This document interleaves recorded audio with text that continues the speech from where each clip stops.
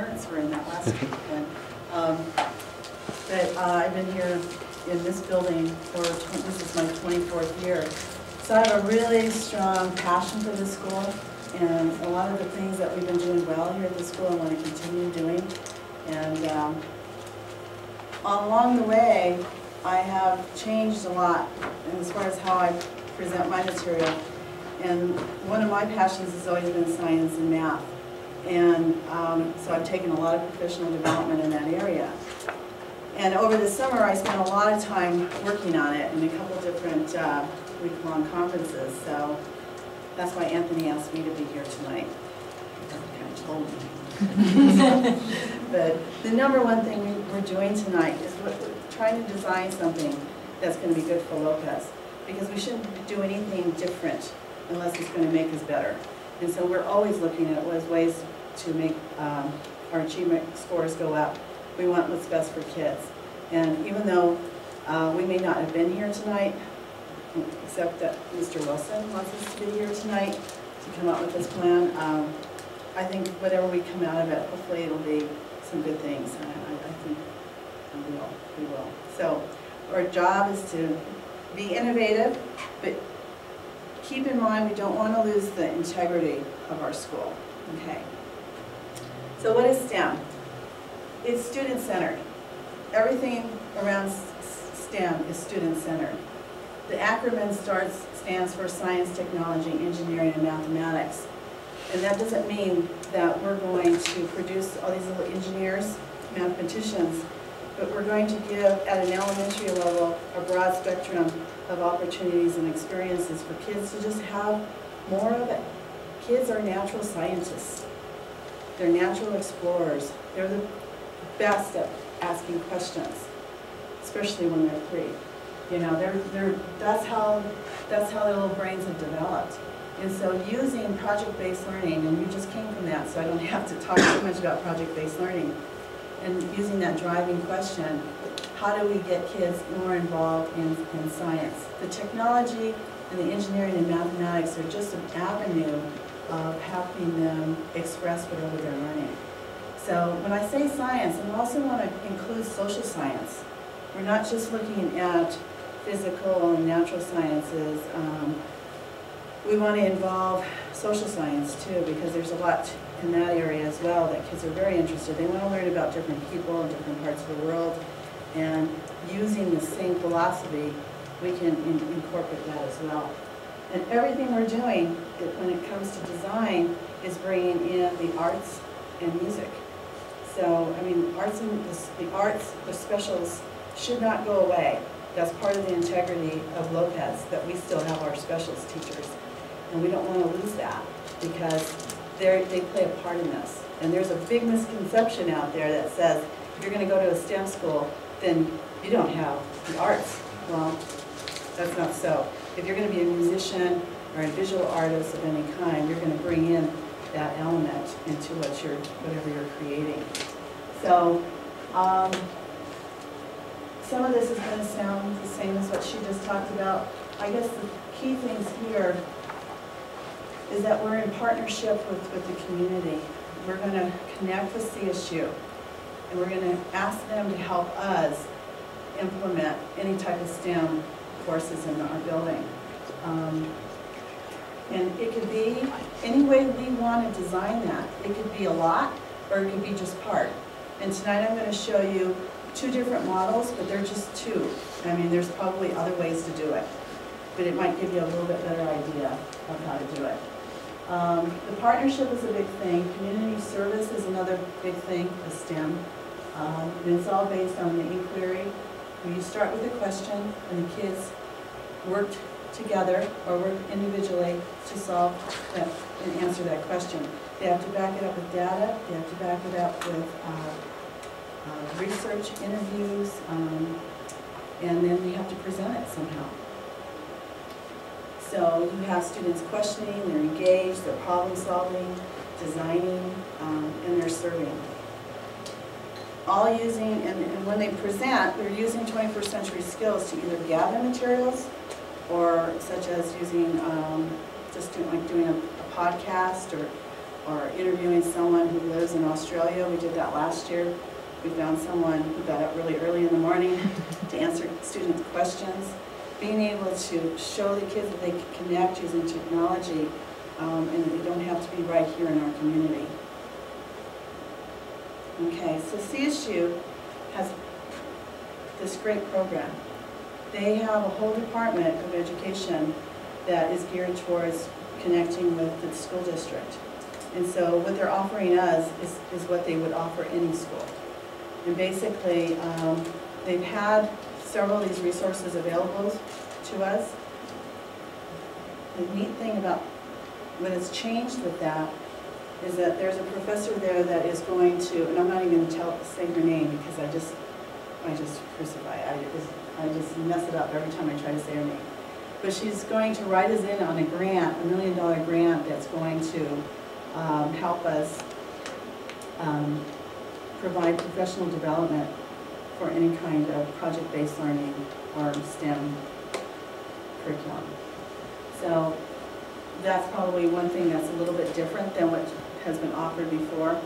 CSU is going to help and train volunteers to come in and work with students, to give presentations, to help us with small groups. They're going to look for materials that we might need, hardware that we might need with technology, either to help us obtain grants or just to use them on loan. So they're going to be our biggest resource, but we still have a lot of resources. We still have parents and the students themselves and teachers here in this building. So this just kind of shows that CSU is going to be a real big partner with us if we decide to go this way, and they're the ones who are bringing in the resources from the city and the county and business and help us organize it. Right now, this is a little bit of a sampling of what they already give us now. These are things that are available to any teacher in the district now in classes. Your children may have gone to some of these things before. The Water Festival and the CSU Farm Trip is something that third grade's been doing for a long time. We've got the chemistry club to come in a few times. Little Shop of Physics, they kind of travel around to different schools. Now, some other things that could happen is a 4-H program that could be embedded into the curriculum, so the kids are working on 4-H during the day as well as after school, or it could just be after school. It's really up to us how we want to do that. And on the table is a brochure from CSU that outlines the 4-H projects. You can take a look at that. Some of these other things are also enrichment activities that could be embedded into the classroom that are part of gathering data, being part of some of the programs that they have to offer. I didn't list them all. These are just some of the things that I got off of CSU's website. But some of the 4-H projects that you see in your pamphlet are pretty interesting, and they could easily be turned into an inquiry-based project for the students, or they could be done after school. So when we get back to making sure we keep the integrity of Lopez the same, we want to be able to offer things that all students can use, being able to give them those experiences. So if a student wanted to do this after school because they were working on other skills during the day, then they could do this after school, and students who need that enrichment during the day could be doing part of that project during the day. And again, I'm just giving you my own idea on that. It could really look other ways as well, okay? But I thought some of this stuff really looked fun. I'd love to get involved in it. And the neat thing about the rocketry and the robotics thing, I think it kind of fits in with what Weber's doing. Weber has a program that they're hooked up with NASA, and they're doing their, I can't remember what it's called now. Wave programs, for the WAVE program, yeah. And so we really want something that we can try to have here at Lopez that kind of will carry over when they go to Weber.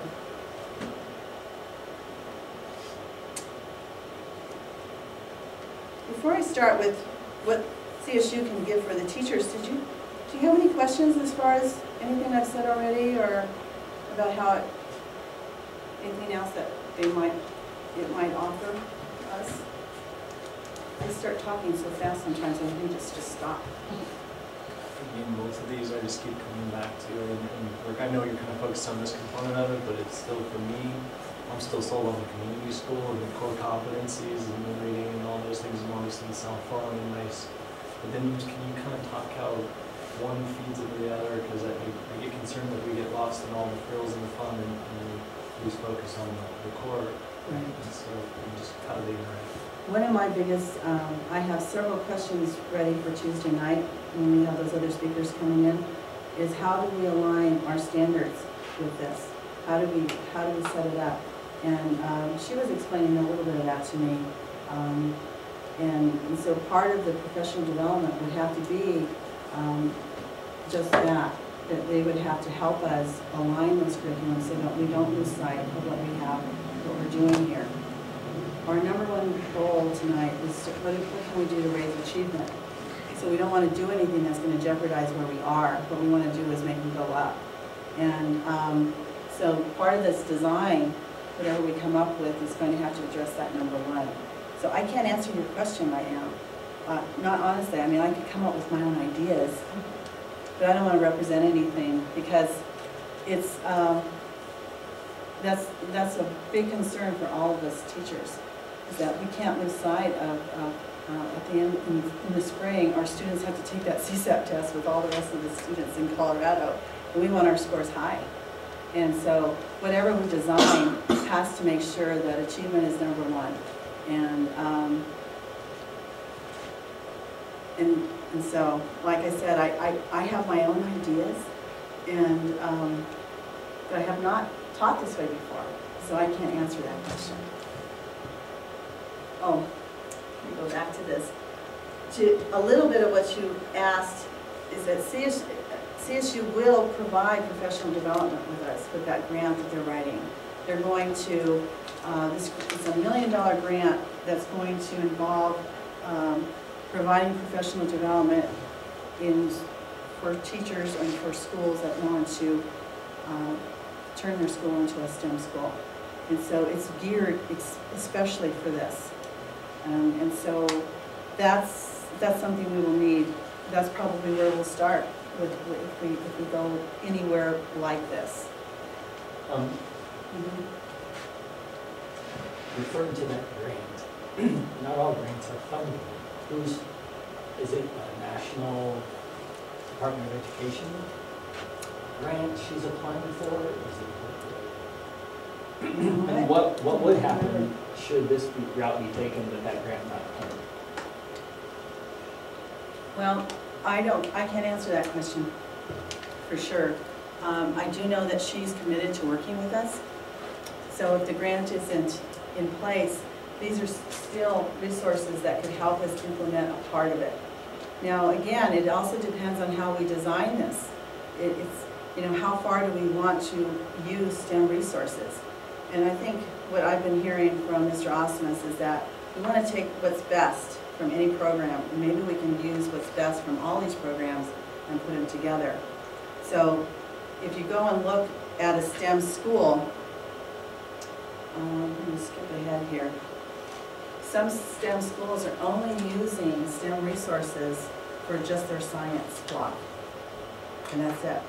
And we could start there. This is one idea. We have a FOSS curriculum, which is our science curriculum, and in it has, it starts off with the first 3 investigations are always just very direct. You're teaching the kids through exploration the concept that we're trying to teach.